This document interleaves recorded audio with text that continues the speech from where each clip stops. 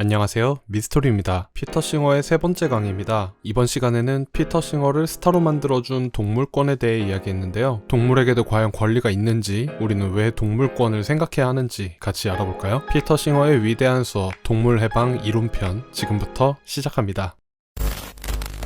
피터 싱어는 다산 정약용의 얘기로 강의를 열었습니다. 다산 정약용은 중용강의보에서 살아있는 존재를 세 종류로 분류했는데요. 바로 식물과 동물, 그리고 인간으로 분류했습니다. 이들의 공통점과 차이점은 무엇이 있을까요? 세 존재 다 살아있고 성장한다는 공통점이 있죠. 하지만 식물은 동물과 인간과는 달리 쾌락과 고통을 느낄 수는 없습니다. 지각 능력이 존재하지 않죠. 동물과 인간은 감정을 느낄 수 있고 지각 능력이 있습니다. 그럼 인간과 동물은 무엇으로 구분할 수 있을까요? 정약용은 인간에게 영과 선이 있다고 말했는데요. 피터 싱어는 영에 대해서는 잘 모르겠다고 말했습니다. 그래도 확실한 차이는 인간은 돼지보다 더 복잡하고 지적인 삶을 살고 있고 윤리적 판단도 가능하다 정도가 있겠네요. 그렇다면 인간과 동물을 차별하는 도덕적 기준은 무엇일까요? 무엇을 도덕적으로 중요하게 여기고 무엇을 하찮게 여길까요? 도덕적 지위는 과연 누구에게 부여될까요? 역사를 통해 도덕적 지위의 발전사를 살펴볼 필요가 있습니다. 아주 먼 옛날 초기 부족 사회에서는 도덕적 지위 부여의 기준을 아주 좁은 범위로 한정시켰습니다. 우리 부족원들만 도덕적 지위를 가지고 있었죠. 다른 부족의 영토에 들어갔다는 이유만으로 살해당할 수도 있었습니다. 점차 사회가 발전하고 확장하면서 우리가 관심을 갖는 도덕적 대상의 범위도 같이 확장되었죠. 국가나 종교 같은 더 큰 단체로 확장되었습니다. 다른 인종에게 도덕적 지위를 다르게 부여하기도 했죠. 18세기 유럽 사회에서 유럽인들은 법률로 그들의 권리를 보장했지만 흑인들은 상품이나 노예에 불과했습니다. 약 100년 전 나치 독일은 아리아인이 아니라는 이유로 수많은 유대인들을 학살하기도 했고요.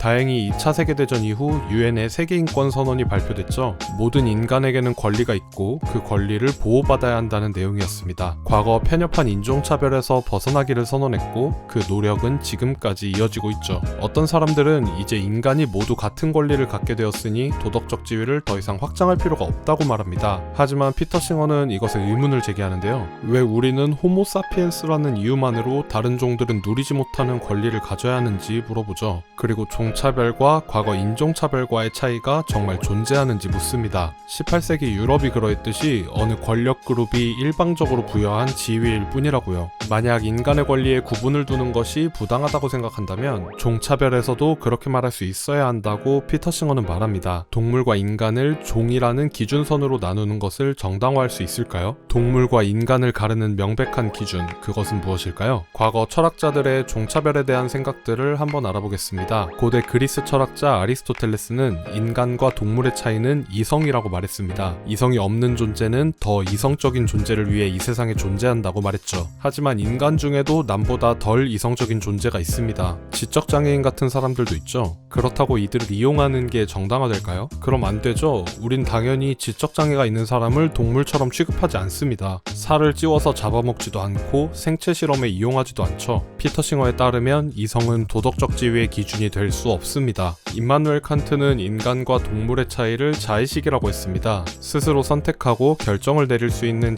자율성이야말로 인간과 동물을 가르는 기준이라고요. 하지만 자의식이 없는 사람도 있습니다. 예를 들면 뇌손상 환자 같은 사람들이요. 이들은 자신과 인생에 대해 생각할 수 없습니다. 그리고 일부 동물들은 일부 인간보다 자의식이 높습니다. 피터 싱어는 자의식도 도덕적 지위의 기준으로 삼을 순 없다고 말합니다. 피터 싱어는 제레미 벤담의 입장을 지지합니다. 벤담이 살아있던 시절에 프랑스에서는 시민혁명이 일어났습니다. 프랑스 식민지의 노예들이 해방될 수 있었죠. 벤담은 큰 충격을 받았습니다. 피부색이 다르다는 건 사람을 노예로 삼을 기준이 아니라는 것을 깨달았죠. 그리고 생각을 넓힌 끝에 한 가지 발언을 했습니다. 우리는 언젠가 깨달을 것이다. 털이나 꼬리의 유무는 기준선이 될 수 없다는 것을 말이다. 그것은 누군가에게 도덕적 권리를 부여하거나 다른 존재를 학대할 자격을 부여하는 충분한 이유가 되지 못한다. 벤담은 아기를 예를 들어 도덕적 권리를 부여하는 기준에 대해 설명했는데요. 태어난 지 한 달 된 아기는 말을 못합니다. 하지만 아기에게도 권리는 존재합니다. 우리가 기준으로 삼아야 하는 것은 사유 능력이나 말할 수 있는 능력이 아니라 고통을 느낄 수 있는지의 여부라고 벤담은 말했습니다. 피터 싱어는 이에 동의합니다. 동물도 고통을 느끼고 그리고 그것이 동물을 함부로 대해서는 안 되는 이유라고 말하죠. 피터 싱어는 고통을 겪는 모든 존재에게는 도덕적 지위가 존재하고 동물에게도 권리가 있다고 말하며 강의를 마무리합니다. 오늘 강의는 어떠셨나요? 이것이 피터 싱어가 동물권을 주장하고 몇십 년째 채식주의자로 살아가는 삶의 이론적 배경인데요. 저는 채식주의자도 아니고 동물 실험에서도 그렇게 엄격한 윤리적 잣대를 가지고 살아가지는 않습니다. 하지만 저는 채식주의자나 동물 권리를 옹호하는 사람들을 존중합니다. 신념을 위해 불편함을 감수하는 삶도 있을 수 있으니까요. 서로 치고받고 하지 말고 강요하지 말고 충분히 고려해보고 본인이 선택하고 아니다 싶으면 바꿀 수도 있고 전 그렇게 살려고요. 그럼 오늘도 좋은 하루 되세요. 유바.